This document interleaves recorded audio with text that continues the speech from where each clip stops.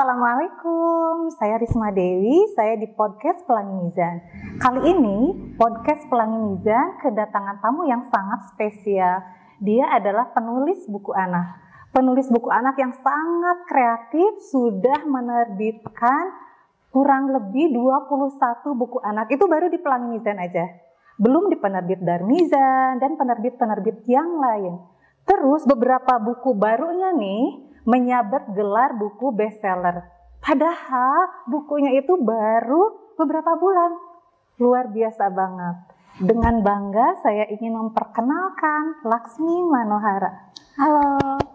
Halo, Assalamualaikum warahmatullahi wabarakatuh. Alhamdulillah, terima kasih banyak sudah datang. Saya tuh sudah menyiapkan beberapa pertanyaan, dibantu dengan teman-teman Markom, dengan tim nih, pertanyaan-pertanyaannya dibuat. Tapi sebelum ke pertanyaan-pertanyaan itu, saya tuh penasaran banget, pengen tahu masa kecilnya Laksmi. Laksmi itu suka apa, hobinya apa, senengnya apa, bisa seperti sekarang. Boleh diceritain nggak? Boleh. Makasih banyak sebelumnya saya bisa hadir di sini menyapa teman-teman dari tim Pelangi Mizan. Jadi kalau mau cerita masalah masa kecil, saya tuh lahir di Bandung, besar di Bandung. Asli orang Bandung berarti orang ya? Bandung. Orang Bandung banget gitu ya? Sudah menikah pun ya ada geser sedikit ya ke kabupaten. Jadi dikit. Jadi waktu kecil tuh saya kan anak bungsu ya. Dari anak ketujuh dari 7 bersaudara. Jadi waktu kecil ayah saya sering tuh cerita-cerita ngedongengin gitu sebelum tidur, ngasih dongeng. Keren banget bapaknya. Ya. Terus banyak juga koleksi buku-buku. Jadi mungkin itu ya jadi salah satu bekal mungkin akhirnya bisa membuat saya jadi jadi banyak ide gitu, mungkin dapetnya dari sana. Gitu. Keren banget bapaknya ya.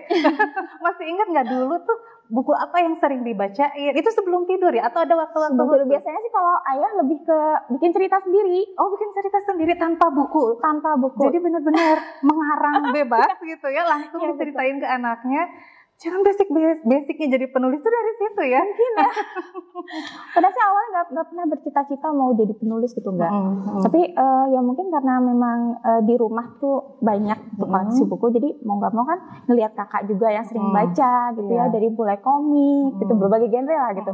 Ayah juga ada ensiklopedia segala macam. Jadi mungkin ya itu tadi, jadi satu tiba-tiba ketika mulai dewasa terus mencari kegiatan baru gitu sih ceritanya ya. Terus kepikiran kenapa nggak coba aja gitu. Jadi mulai menulis itu justru malah keinginan mulai menulis itu dari dewasa ya? Iya. Pas dewasa gitu ya. Tapi basicnya memang udah seneng nulis. Terus udah gitu diceritain itu ya, diceritain dari kecil sama bapak. Itu luar biasa, keren banget. Kenapa? Kenapa jadi pengen nulis buku anak? Kenapa nggak buku dewasa, buku agama gitu ya? Atau buku apa gitu ya? Awal menulis itu ya mungkin kalau penulis lain kan dari kecil ya udah sering nulis gitu. Saya dari kecil tuh ya lebih ke penikmat bacaan aja gitu.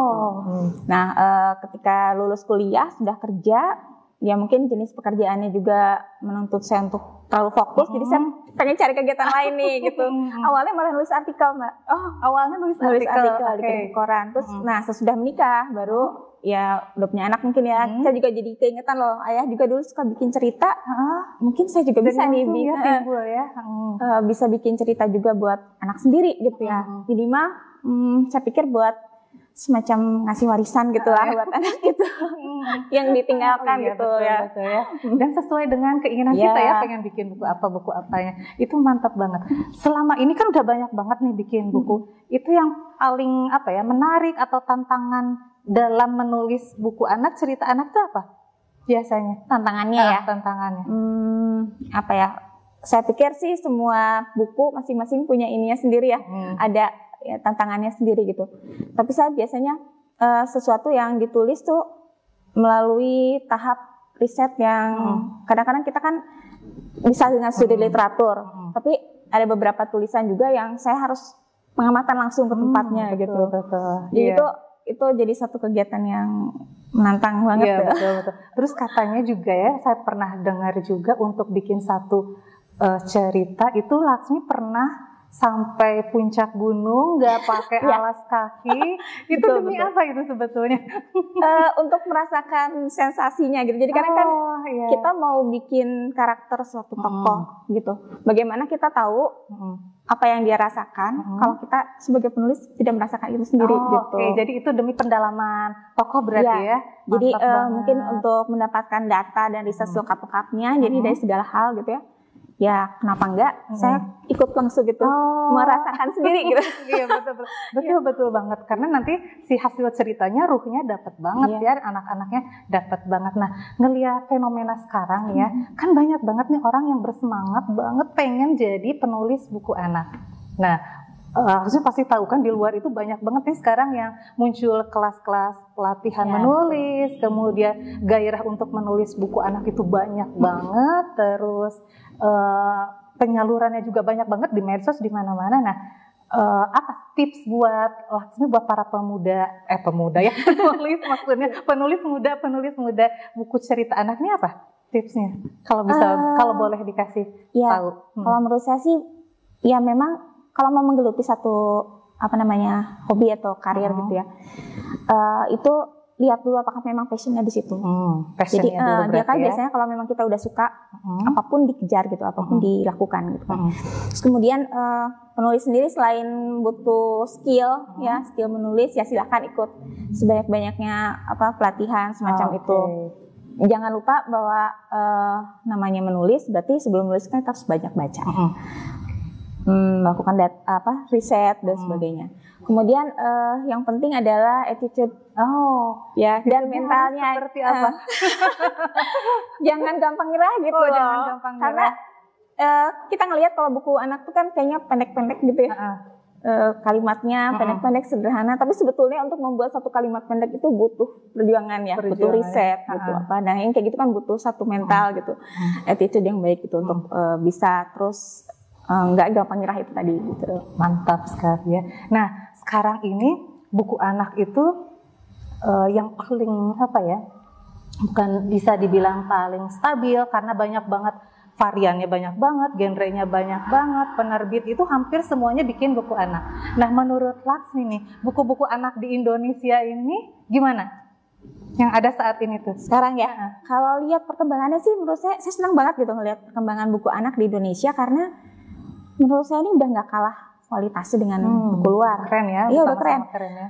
Ya kalau dibandingin dengan buku yang saya baca waktu kecil gitu kan ya, gayanya tuh udah beda. Penyajiannya udah disesuaikan disesuaikan dengan perkembangan dengan keadaan anak-anak di masa kini juga gitu kan. Lebih ya itu macam-macam genrenya, temanya dan tema-tema yang mungkin dulu dipikir tabu kayak gitu-gitu sekarang udah enggak lagi ya gitu. Selama penyajiannya mungkin masih menyenangkan. Betul. Udah gitu sebetulnya seberapa penting sih buku anak itu gitu buat orang tua, buat si anaknya sendiri gitu. Buku anak penting banget tuh menurut saya. Jadi karena buku ini sebagai media untuk anak gitu ya, yang mempengaruhi semua aspek pertumbuhannya. Jadi bisa menyeimbangkan, kalau menurut saya bisa menyeimbangkan antara IQ-nya dan EQ-nya gitu. Di buku kan penuh dengan pengetahuan, ya itu masuk IQ-nya. Kemudian dari tokoh-tokohnya, apa yang dialami oleh tokoh, bagaimana dia berinteraksi dengan tokoh lainnya gitu ya, dengan tema persahabatan segala macam, itu melatih anak untuk punya empati yang baik. Jadi penting banget buku anak gitu ya, buat orang tuanya, buat anak-anaknya juga. Nah, mungkin ini yang pertanyaan yang terakhir nih. Laksmi kan udah menulis sangat banyak di Pelangi Mizan ini. Kok bisa gitu ya? Maksudnya apa sih tips buat yang lain itu ya, biar disayang editor dan disayang penerbit itu? Ini pertanyaan terakhir nih. Saya juga nggak tahu ya, kita sama sama editor. Nggak. Saya coba sharing aja apa yang saya lakukan gitu ya. Selama ini kalau misalnya dapat tugas, ya saya coba kerjakan sebaik-baiknya, semaksimal mungkin gitu. Ikutin aja maunya editor gimana, karena saya yakin pasti editor udah paling tahu lah gitu. Apakah nanti bukunya yang dari segi pasarnya yang disuka yang seperti apa gitu kan, kita ngikutin maunya editor. Dan sebagai penulis saya juga mencoba untuk memberikan lebih dari apa yang diharapkan. Mantap sekali. Mudah-mudahan luar biasa.